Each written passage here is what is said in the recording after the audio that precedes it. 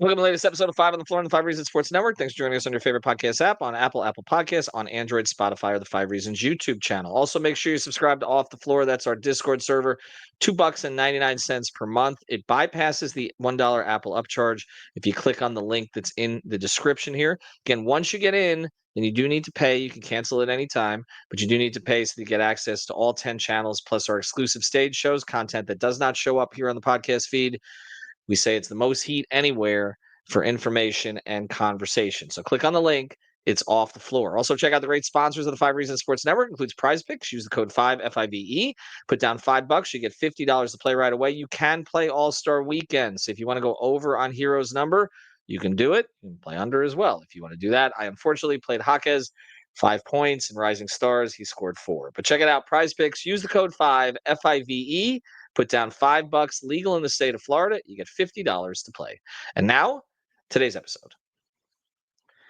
All right, welcome back to Five on the Floor. Here's today's floor plan. I'm Ethan Skolnick. You can follow me at Ethan J. Skolnick on the Five Reasons Sports. We got Brady Hawk. You can follow me at Brady Hawk 305. Check out the last couple of episodes that we did.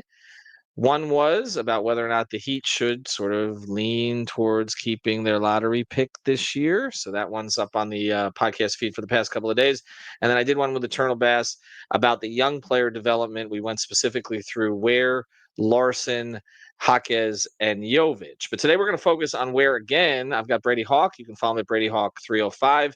We're also going to we're focusing specifically on the connection with Bam Adebayo. So this is what fans wanted to see. I would say, Brady, of all the developments in the first 2/3 of the season, because it's not the first half, it's the first 2/3 by the time the All-Star game comes around. This is probably the only one that Heat fans are universally happy about. Is that fair? That we've gotten to see Bam and Ware play together when a lot of fans thought that Spoelstra would not try this season? Yeah, I think they're happy that he's leaning in that direction.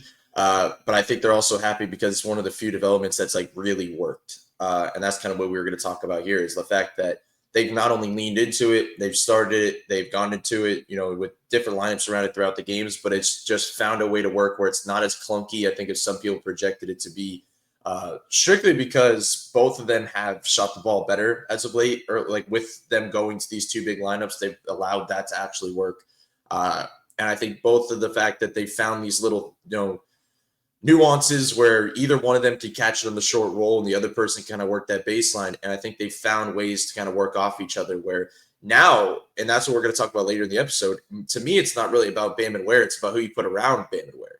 That's kind of what's ultimately going to be the piece here. But 100%, I think this is one of the few developments, like the young guys, like if we're talking about Jaquez or even Jovic, like they've had their ups, they've had their downs. I think it's kind of been what we think it would be when you lean into your youth. It's been inconsistent. But Bam and Ware has been pretty strong. And I think when Spo sits here over this next week during All-Star break and he projects what he's going to do in the second half of the season, when he originally went to Bam and Ware, it was about defense. The issue was they didn't have the others around them to actually make the system work defensively around those two. Now it seems like they do. So now it's time for Spo to figure out rotations, to figure out the offensive side of things for these others because they have the defensive pieces to make this defensive system work. Let's get into the numbers here specifically. We have the advanced data. We also have kind of the raw numbers on this. So this is in now 205 minutes. So 27 games they've played together at one point or another. 205 minutes. The team is shooting 46% from the floor when they're out there, which is about what they typically shoot. The team is shooting 37.6% from three. We'll get into, again, more of those metrics as we go forward. But so we're looking at a little over 200 minutes. The offensive rating is, what is it, about 104 right now? And the defensive rating is 99? Mm-hmm. Okay. So just to put these things into perspective, 104 offensive rating is not good. Okay. Let's go. I'm just going to look here at teams like what team that would rank at. So in other words, if you extrapolated this out to an entire team, a 104 offensive rating would be worst in the league, worse than the Wizards. The Wizards are 105.7. And by the way, there's no one even really close to them. I'm looking at 107.2 is the Magic. 107.9 is the Hornets, 108.6 is the Nets, 109.9 are the Raptors and the Pelicans. If you the Heat as a whole are 111.2, which ranks 21st in the league. I feel like they were 21st in the league in offense going into the All-Star break last year, right? So they always we talk about them trying to be top 12, and they always end up somewhere around there. So just on its face, we'll get to the defensive rating in a second. The Heat are not producing a lot of points when these two are out there. I know that we want to talk about the others in the lineup later, and that has played into this. But is there anything about Ware, and Bam playing together that is causing them to struggle to score? It's tough to say because you did say, but we're waiting to say the other things. But I really do believe like some of the lineups that they have to run have to lead into the offensive direction to make it work. And I know what I just said about having some defensive pieces and to make the defensive side things. But I think right now with the direction of this team, I know they're leaning defense, but like they have to find ways to score. This is becoming too much of a trend with these quarters, with it coming down to late in games and some of the things we talked about after last game. I just feel like they're leaning, late in games into too much stuff where it's isolation or pick and roll basketball, where the things that get them to that point are the stuff. Honestly, with a lot of it is with Bam and Ware, whether it's like a mid post touch, then they work a guy, like I said before, baseline, paint touches, trying to find a way that Bam or Ware could get down there and kick out from there. So it's like a lot of the things that was working well with this team offensively has been with them on the ball, creating. So what I don't really know what else could be different here. Like I think projecting forward, I don't think the offense for them specifically is going to look a lot different. I just think it's more so. I think they need to honestly play through Ware more often. Looking at this last game in the first half, I was saying that like Andrew Wiggins, Davion Mitchell, Kyle Anderson, I know they're trying to integrate those guys, but they can't lose sight of Kel'el Ware and kind of making him a priority in the offense. Like I really do believe that. Like that's what ultimately, as you said, it not only sparked Heat fans, but I think it sparked the team in a lot of ways when Kel'el started playing well offensively. Like it was just new life. They had a lob threat over the rim. Like it was just something in the offense that was different. They just can't get away from that. And it felt like over the last few games, they have gotten away from it. Like it has not been as Kel'el dominant. Yes, there's a scouting report out on him. He's going to see different looks. There's not going to be as many open opportunities. But they have to find ways to get him opportunities because he is a spark for this team. And I think it just makes Bam's life a whole lot easier. And that's the interesting part of this. As you mentioned before, it's like we didn't think we'd be saying that this early, that Kel'el's making Bam's life easier offensively. But it is. Right now, Bam is playing really well. It almost feels like Tyler and him have switched a little bit. Like Bam struggled early in the year. Tyler was going crazy. Now it's Tyler's tailing off a little bit right now with the outside shot, and Bam's playing a lot better offensively. So this is kind of them taking turns right now. But 100%, I just think with Bam playing well right now and Kel'el needing to be a priority, you just have to play through them in these different spots, and then figure out lineups, as we'll talk about later. Figure out lineups around those two guys. And the other thing, I know this may feed into the playing guys around it, but like I really do believe Spo has to figure out rotations because Jovic is the piece to me that needs to be put in certain lineups. Like I think he's the key piece that's like, okay, we need to put him here with this guy and with this guy because it just feels like he's been, as of late, been a guy that they're just kind of throwing out there and he's playing point guard. He's playing on the ball. He's not losing his role. But I think the lineups for him has been different than it was when the Heat were somewhat peaking with the young group. All right. Before we get to that, I got two more things. The first thing is, why do you think it is? And you kind of mentioned it with Herro struggling a little bit of late and Bam and him switching roles. But why do you think it is that Bam playing better offensively is not translating to the Heat having a better offense? Because you have to make threes in this league. I mean, Miami when they were at their best and good in that regular season, they were shooting insane. They were shooting at an insane level from three. And right now, I just don't trust this team consistently to shoot even close to 40% on a night. Like it would be a miracle if they shoot 40%. Like you're going to have Tyler and Duncan shoot at a really high level. You're going to have an efficient Jovic, and you're going to have some of your other non-shooters have to go about 50%. Like it's something that we're not seeing right now. So it's becoming it's a good thing that Bam's inefficient mid-ranges are dropping because it's kind of what we saw last year. He's kind of finding those spots, the free throw line, the dotted line. He's making his shots.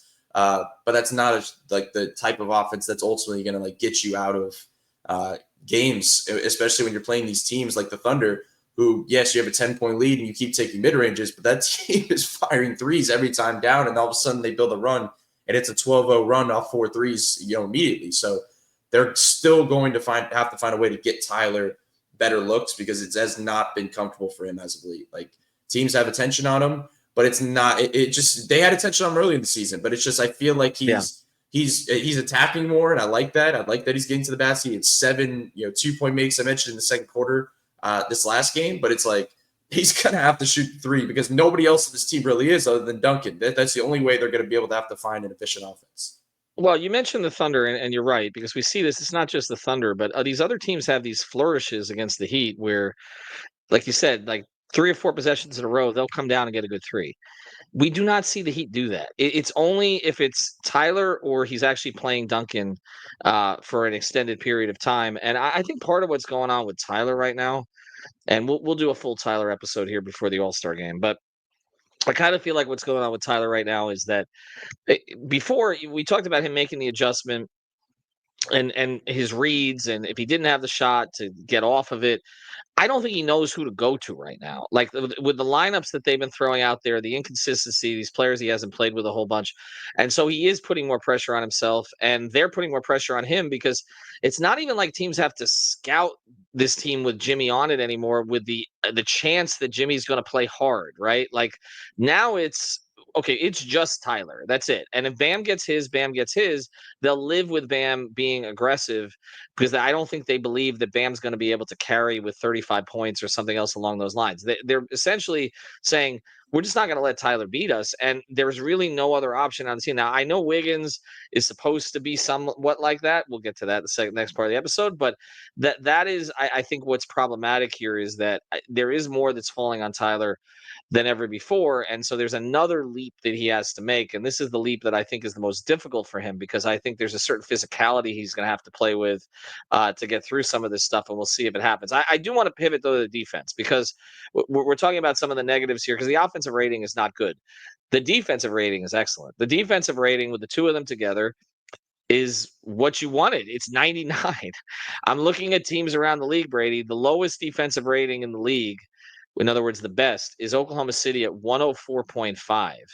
Nobody else is below 108. Okay, the Clippers, the Magic, the Rockets, the Celtics are next. The Heat are 10th, by the way, at 112. The Wizards, of course, are last, 118.7. A 99 defensive rating in the year 2025 is exceptional. Is there anything that they need to change about the way that they're defending with the two of them?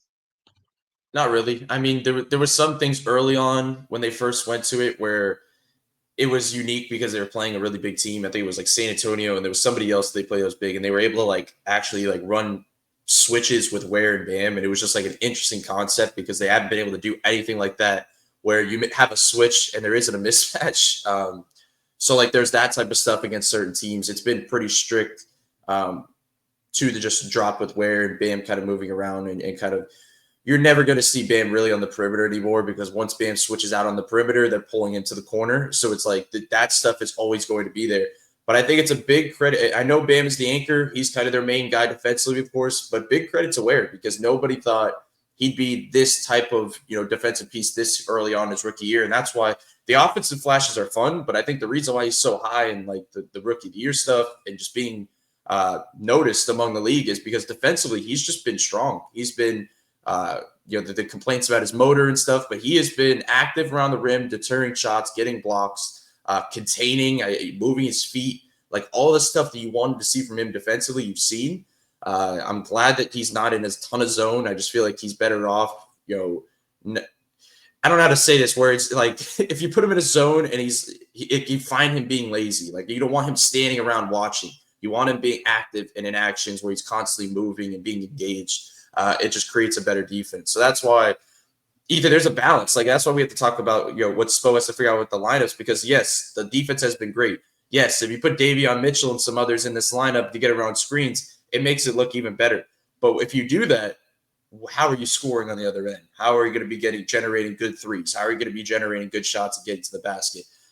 So there really is a balance. Like this roster really is there's not a clear direction they could pick because there's just certain lineups that lean defense and certain lineups that completely lean offense. There's not a lot of two-way play on this team right now.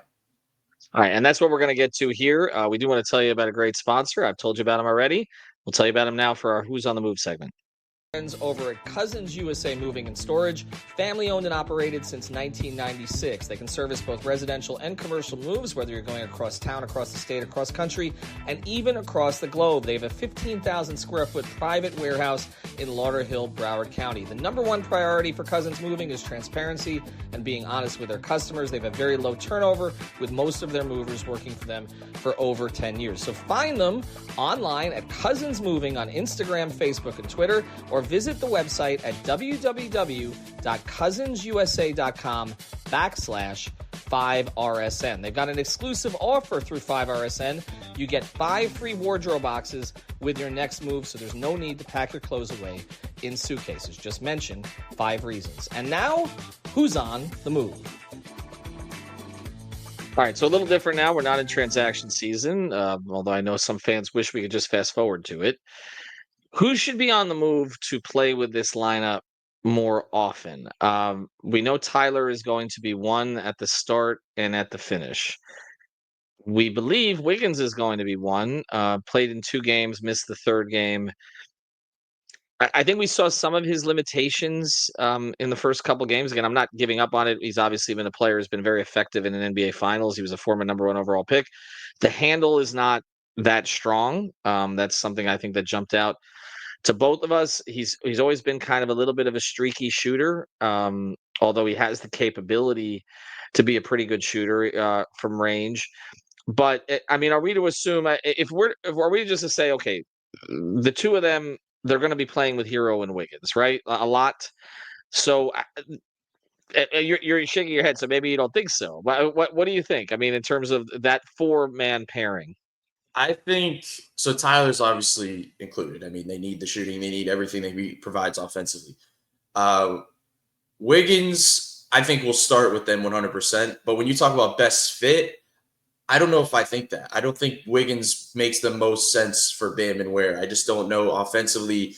When they acquired him, yes, you mentioned he's not really going to be the secondary creator that I think he's not going to be what Jimmy was as bouncing off Tyler. There's going to be the catch and shoot stuff. There's going to be the secondary action, flying off a curl, getting to the basket, getting to paint touches, the mid post touches.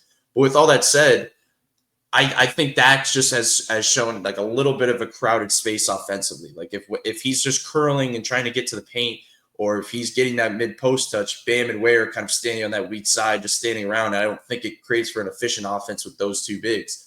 They're going to figure it out. Like I do believe that. I think Wiggins is a better shooter, obviously, like that he can just be a spot up guy at times. But I don't think that if they're trying to maximize those 2 lineups, like they could start it and then second quarter when they come back to Bam and Ware, they go to Tyler. Honestly, I think Jovic makes a lot of sense for that. It's crazy that we're here, but I really do believe, I think just having a direction of having size and having a direction where you do have a secondary ball handler, I'm not going to say total creator for Tyler, but a secondary ball handler where Jovic can get Tyler off the ball.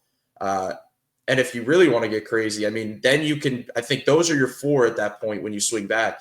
And then at that point in the game, you say, do we need offense or defense with this group? And you either put in Davion or you put in Duncan.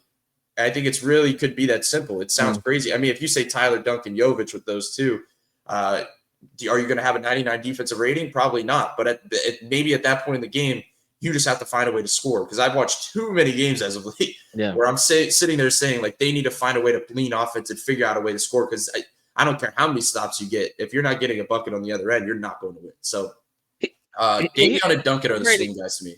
Well, Brady, here's the peripheral topic to this, because some people have been complaining that Haywood's minutes have been inconsistent.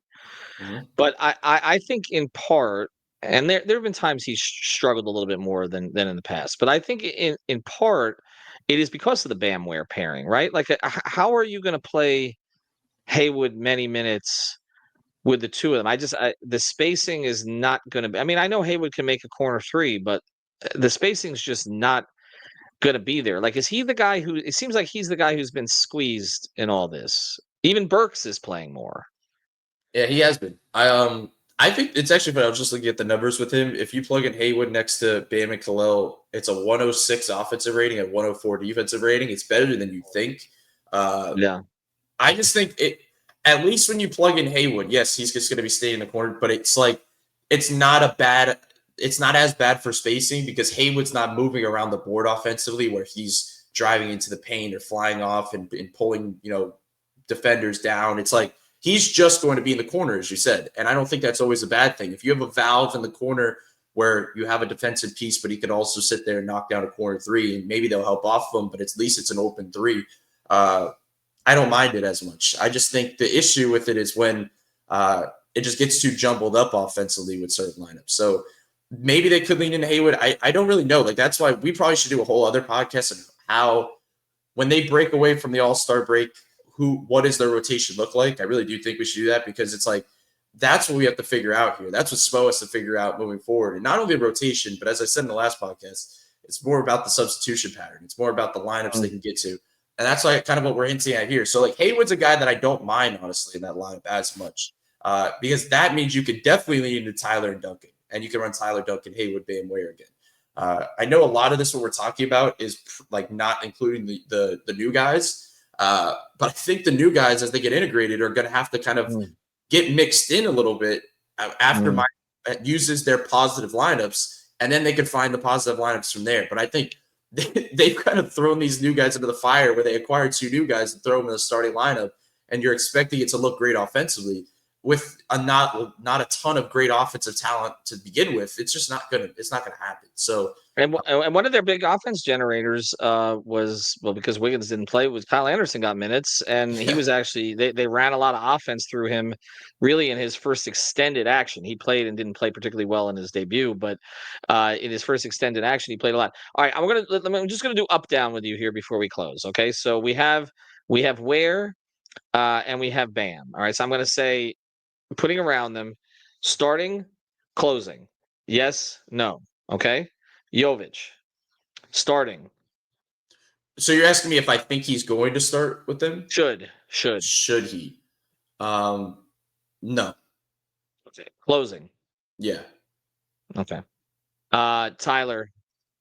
Yes. Starting, closing. Wiggins. Well, yes for starting and no for closing because most of the time Bam and Ware aren't closing. Like honestly, we could say that. Okay. That's a better question. Should he just lean into that the last 25, 30 games of the season and see what that looks like? I mean, where is this team going, right? Like that's what I keep coming back to. Like I feel like the more experimentation that actually has value for the future, the better. 100%. I was saying that the other day where it was like where did I forget which game it was, but where did close and he had some mistakes, but I was like, I don't mind it as much. It's like when Terry would close and have mistakes, and not to bring up Terry here, but like when he would have mistakes, it's like, why are you leaning into this? But like when you do it with Ware, like there's no reason not to. When you're this type of team in this type of spot, lean into it, let him figure it out, let him get these reps. But to answer your Wiggins question, like I think Wiggins closes, a ton of games, obviously. But if Wiggins closes, I could see a case where Ware doesn't. And then maybe there's a night where Wiggins does it and they go big with Jovic, Bam, Kel'el because it's working. So I think not to say Wiggins can't play with these two because I do think they start, but I just think there's going to be a turn here late in the season where you just see less of their minutes connected. Davion, start, close. There's a case that both start and close. I think he's going to probably continue to be the starter. Closing, I think there's definitely. I mean, Tyler played 37 minutes last game. There's only one other player to play that many minutes. It was Davion Mitchell with 37 as well. So he's a guy that's Spo's going to use Davion a ton. So that's the other case. I mean, what they want to lean defense lane in the game, I think Davion closes a decent amount of games as well. All right, two more. You mentioned him already, but Duncan.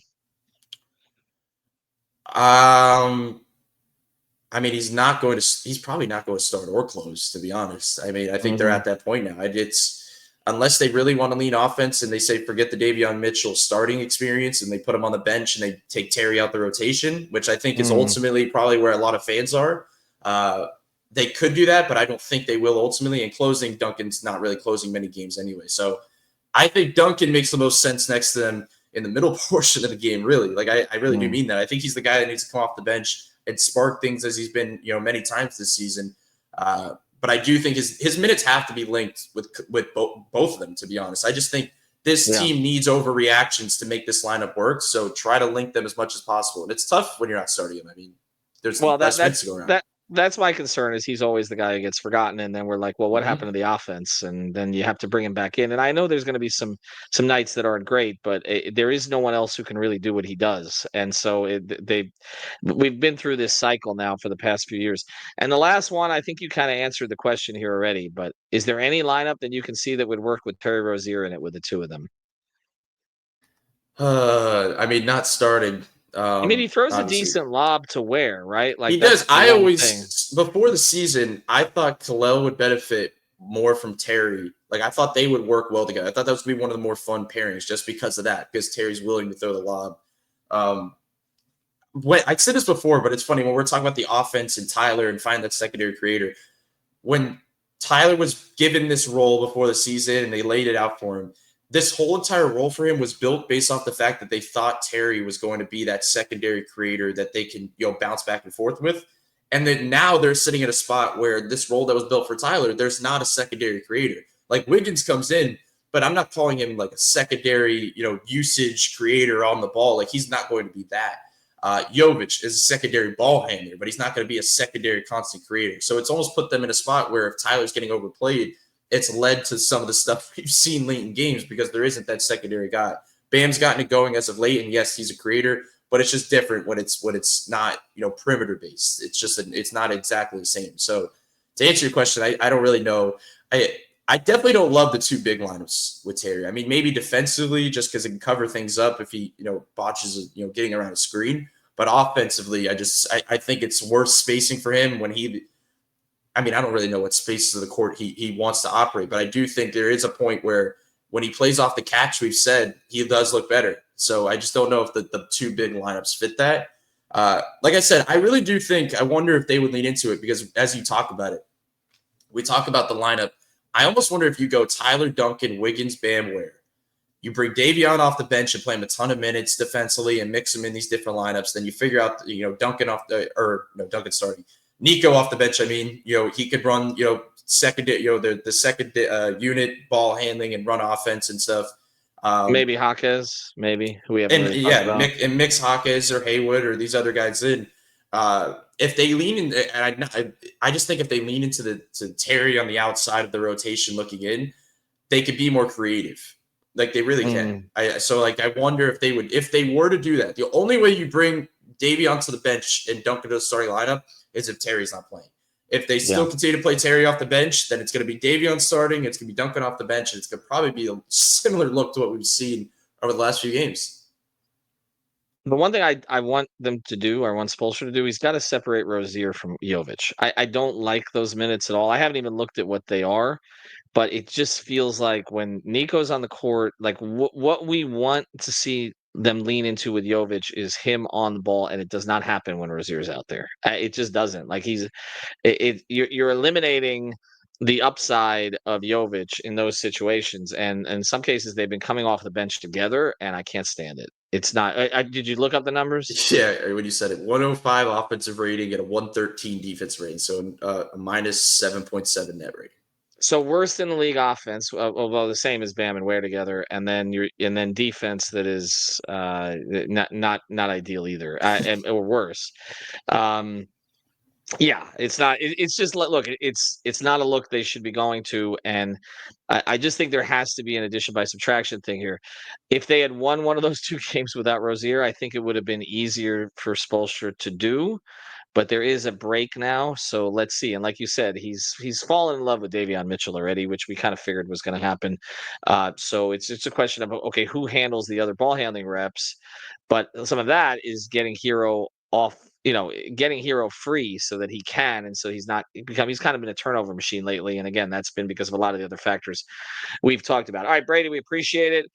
We will have more content over the weekend, including a Herro podcast. Obviously, we want to after the All-Star game, as well as we head into the second half. The Heat resume play. For those who want to know, they don't resume play until the Friday after the All-Star break, which is in Toronto. So Friday they're in Toronto on the 21st, and they finish that trip in Milwaukee and Atlanta before they finally come home against Atlanta on the 26th. So a lot of time on the road, and we'll have coverage for you on the podcast feed as well. Make sure you subscribe on Spotify. Also, sometimes it gets in there a little bit earlier than Apple Podcasts. We appreciate the downloads wherever they come from. Have a good one, everybody.